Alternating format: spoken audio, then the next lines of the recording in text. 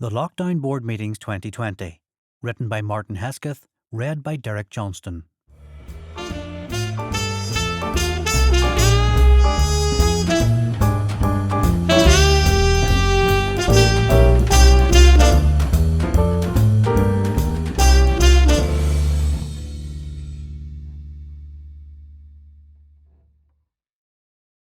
"18. Karen the sheep is in hiding."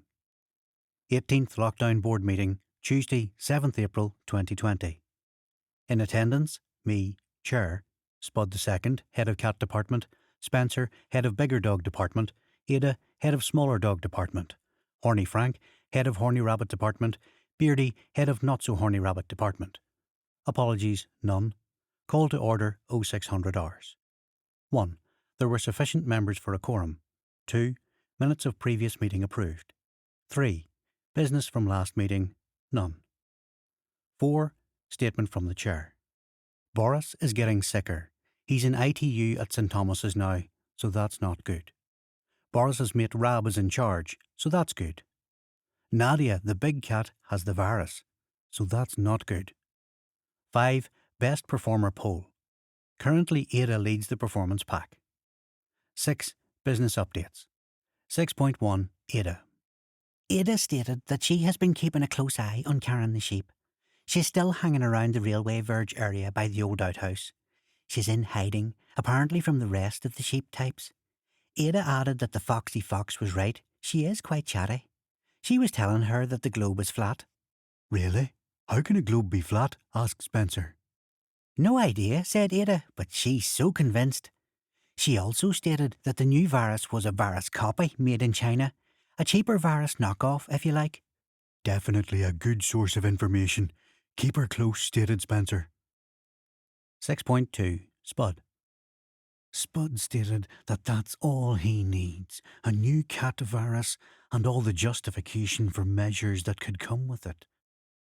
The Chair stated that Nadia was in fact a tiger in New York, so that's good. Still, Spud argued, if it can happen there, it can happen anywhere. Horny Frank stated that Spud is having delusions of grandeur. "You're missing the point," argued Horny Frank. "Nadia is a tiger, not a house cat." Still, it's the same thing, argued Spud. We have the same number of teeth.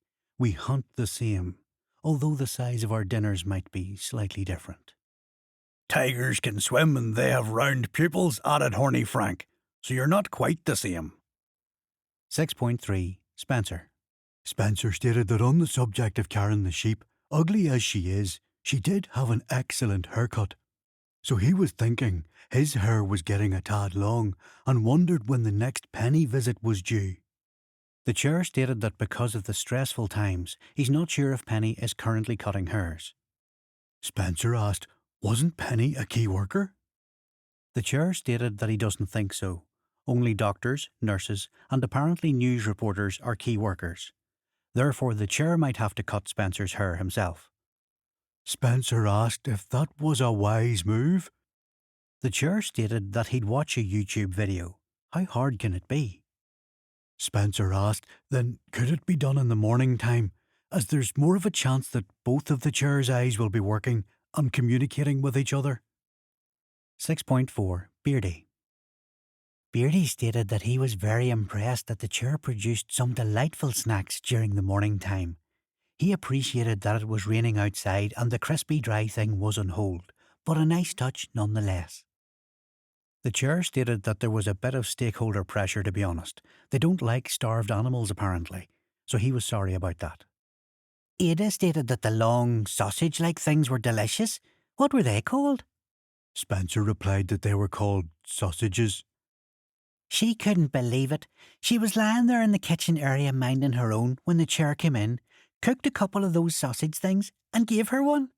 Plus, Ada added, the Chair walked past her another time and just picked her up and just cuddled her for no good reason at all.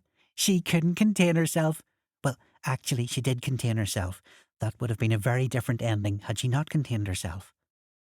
6.5. Horny Frank.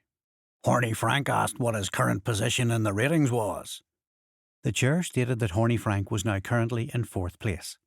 Now, that's what he's talking about, added Horny Frank. He's on the move, upwards. You won't get higher than that, stated Spud.